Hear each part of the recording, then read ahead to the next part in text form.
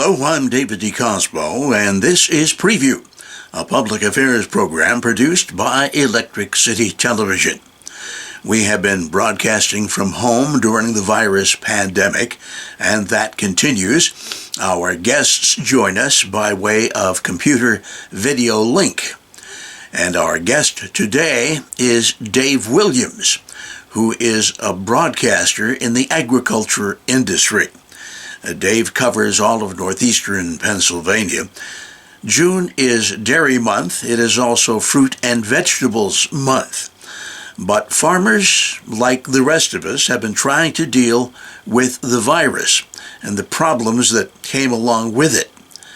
We'll talk to Dave about just how our area farmers are faring right now. Well, the real problem, as you know, many of the processing plants have shut down, and this has created more of a problem than anything. The farmers go about their business like always, producing food, and of course, basically having their normal life. But and being careful, they wear a mask whenever they go in town and stuff like that. But really, it's a very, very critical thing right now, especially to the dairy industry, the pork industry, and the beef industry. As these processor plants being down created a real problem for the farmer. And as you know, many of the farmers had to dump their milk. And I just saw a milk check that one of the farmers got yesterday that actually had over $1,000 charged to him for the coronavirus. The check was about a third of the amount of the check he would normally get. And of course, what people have to understand is that the cattle don't know that there's a virus. They keep producing milk. No, you're absolutely right. No, the sad part of this is, last year we lost over 500 dairies here in Pennsylvania. This particular situation, we could lose many, many more, and probably in the thousands. And every time one of them dairies go out of business, it opens up the land that they're going to have to sell it for housing or whatever. In the long run, it's going to be a catastrophe for our environmentalists.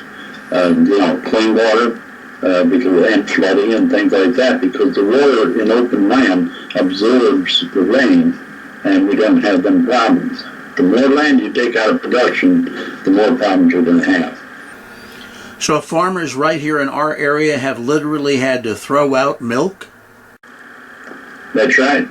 Some of them had to dump their milk because and it depended where they were selling their milk. Now, we have a hauler in our own county here that had to dump several large loads of milk, had to dump them into a manure pit. Now, that's pretty sad.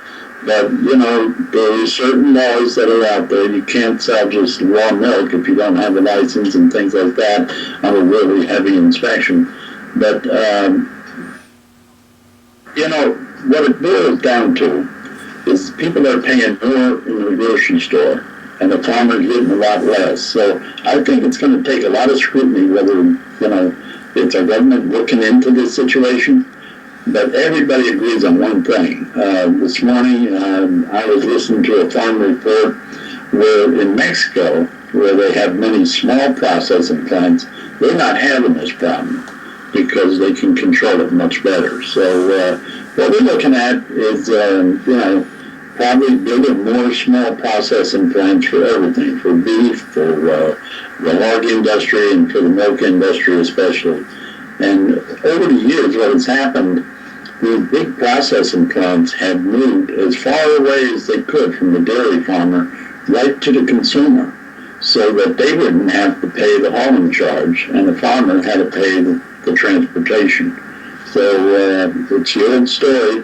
What, President Kennedy once said, the farmer is the only company that pays for everything retail, and they are paid everything wholesale.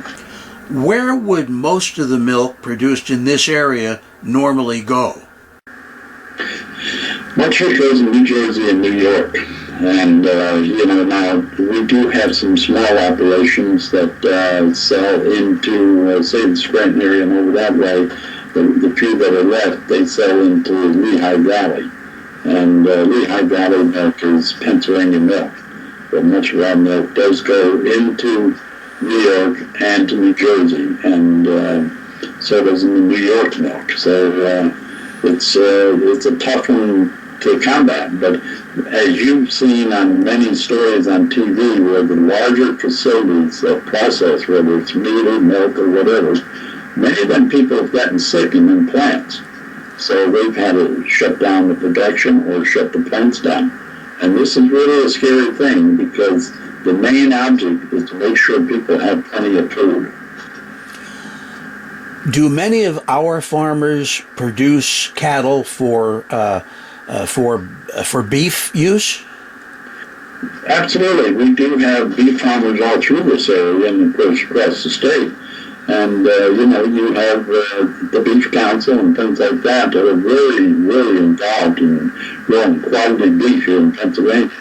Well, there's supposed to be, isn't there not supposed to be a shortage of meat right now? Well, there's a shortage of processing. That's what I'm saying. The beef farmers have plenty of meat.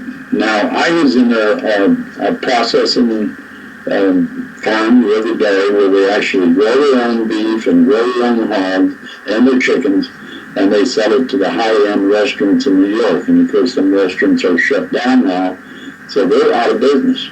They haven't had nothing since this epidemic started. So very hard financially on these farmers. The amount of money that comes out to them, for stimulus and stuff like that, isn't enough to meet the demands. They're still feeding them cows, feeding them hogs. Production keeps on. You can't turn it off like you do a faucet or like, say, a Ford factory or something like that. Well, I would assume that a shortage would drive prices up, but even if that happens, the local farmers don't really benefit? They don't get that price. Where's it going? I don't know. But, it's a strange scenario here. And I talked to a farmer the other day, a hog farmer, that sent a load of hogs to the sale and got 11 cents a pound. And that's pretty bad. That's bad, And the milk farmers are getting down when you average the money that they've taken out of the check for hauling, for of course, for charges for the fuel charge, which fuel has gone down tremendously, and they're still charging them for that, plus the coronavirus charges. We're talking $10 a hundred from $18 a hundred. That's pretty bad. $10 a hundred we haven't seen in 30 years. Dave, how does that equate to the cost of a gallon of milk? Well, right now, a gallon of milk is high. But if you're looking at a gallon of milk, it's about 11.5 gallons and 100 pounds of milk. And you divide that in, it's less than $1 a gallon, what the farmer's getting. And of course, our prices are regulated here in Pennsylvania. Right.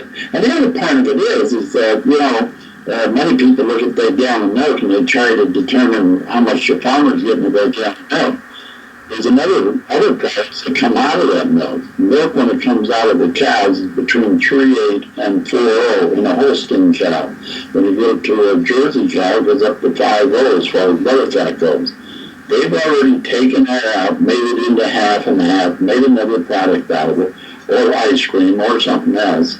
And really, the farmer gets the short end of the stick. No matter which way this goes, he's getting the short end of the stick.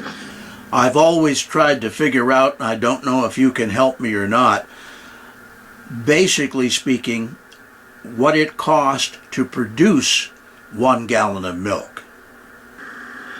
Well, the average cost, and we go by 100-pound weight, right, should be around $22 to $23 a hundred, and to make money. And of course, farmers are business people, just like the people that sell shoes downtown or a clothing store or a restaurant. They work on such a minimum margin right now that when you lose money, there's no way of recouping it. Are there any assistance programs available for our dairy farmers tied to the virus? Yes, there are. But it doesn't meet the demand that they have. And so many times, these assistance programs take too long for them to get.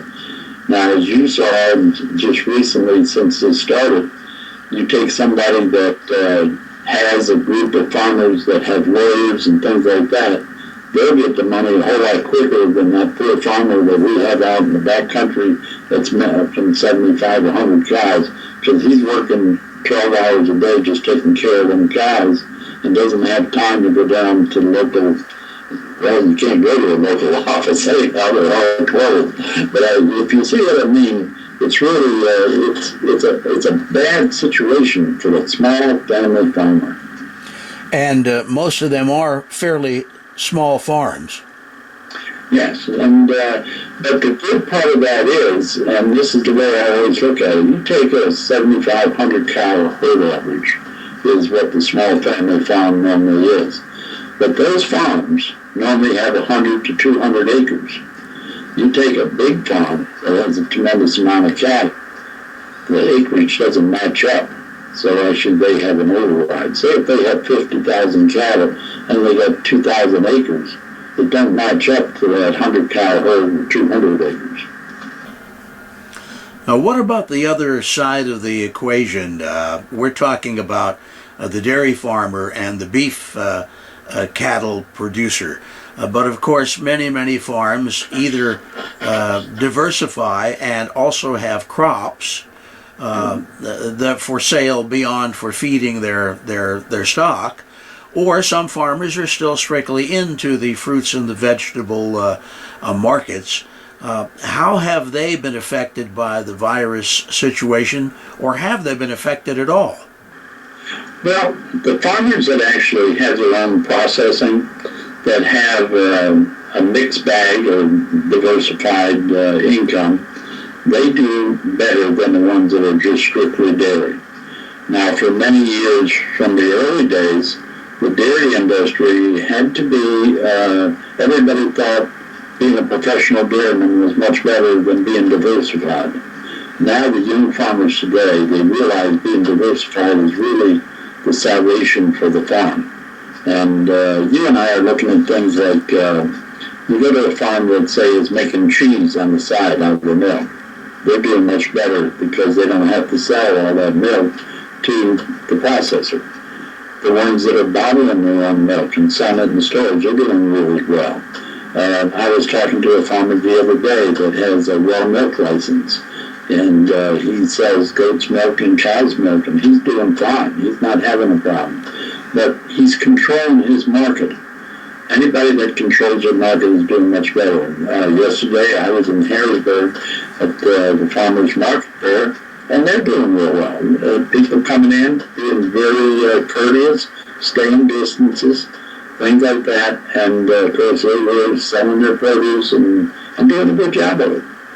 Dave, is that why so many of our farmers have their own roadside markets? Right, and it makes a difference at the end of the month, every month, and or at the end of the year. If you go back in, say, the 50s and the 40s and different times, years ago, a lot of farmers, the dairies were much smaller. They were 30 to 60 cows, a 60 cow herd in our area was a pretty good sized cow farm. And then they'd have maybe 1,000 turkeys or 500 hens and they'd sell eggs, and then vegetables too. They're the farms that did very well back in the old days because naturally they had a diverse market. But today, we're seeing young people are going that direction. And what about the crops themselves? We haven't talked about weather. There has been some unusual weather this year. Has that affected crops? And if so, in a good way or a bad way? Well, so far, believe it or not, we're in the vegetable business too, and we're in the hay business, and we're seeing where actually the hay crop isn't that great so far because we're low on water. And we're seeing really the vegetables the same way. I'm just hoping we're not going to have a drought. Other years we had so much rain, but this year we might have a drought. What about prices to the consumer in terms of things like your standard, your tomatoes and your carrots and your potatoes, things like that? Well, they're kind of level, because now even in the stores, I went down to a local store here the other day, and most of that stuff is pretty level. The things where the increase is the milk and eggs too, because there's been a shortage of eggs. And the same thing going to big processors. You can go to a local farm and he's still selling them for the same price. So it all has to do whether that product is kind of going through a big processor and coming back to the store, whether it's a local product. And I mean, I've always been a big advocate for the local product. Are there no processing plants right in the area, Dave, or should we have more? Well, we need more individualized ones, smaller ones, like counties and things like that. If you're raising beef right now and you call a USDA registered slaughterhouse to get your prime steer or something butchered, you're liable to have to wait 3-4 months. When the young people sell the FFA and 4-Hers sell their hogs at the fairs, many of the restaurants I would love to buy them animals, but they're not able to because they can't get them processed. So I really think, when I was a young boy, there was processors all over the place, and then over-regulation drove them out, and just the bigger ones subsided. So we need to really look at our regulations. We need to look at helping small processors get in business. I think every county should have more small processors to meet the demands, because it's the old saying, don't put all your eggs in one basket. Is it likely that this pandemic may force some changes? I'm hoping it does. To look at the bright side of it, right? If it does force that situation, it'll make better prices directly to the farmer in the long run. For instance, if they build a milk plant in our county or another county, that indirectly, that milk doesn't have to be transported as far and things like that. Many of the farmers that actually have, say, 100 cows, which is a small dairy in today's age, their hauling cost alone is $30,000 to $35,000 a year. Put that back in their pocket, they can hire one of their children to stay on the farm and things like that. This is the real issue we're looking at. A few years ago, they was talking about where the product, how far it had to travel, and all this, why import stuff and all. We got the farming right here, and the more we work to keep it here, and the more of the processing we keep close to the farmer, the better the country's going to be. Well, there's a lot of movement in various states, including Pennsylvania, to phase back into opening up where possible, but it doesn't seem like that's coming fast enough to be of any aid to the farm community. Well, and that's always the problem, you have to go through studies and things like that. There's a lot of paperwork to it, right? And, because most of the time government money gets involved in it, grants and things like that. And I really think we need to focus on these things if we want to keep farming alive, keep the open land, which is so imperative to our business as far as people coming here. And, the economics of our tourist industry. They don't come to Lancaster, Pennsylvania, just to buy candy. They go there to see the beautiful barns, the animals, and things like that, but they never see in other places. I think what concerns me is something you said right at the beginning. It seems that there are a fair number of our farm members who are very, very close to having to call it quits.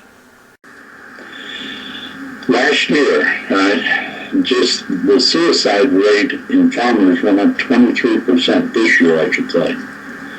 And that's a tremendous amount.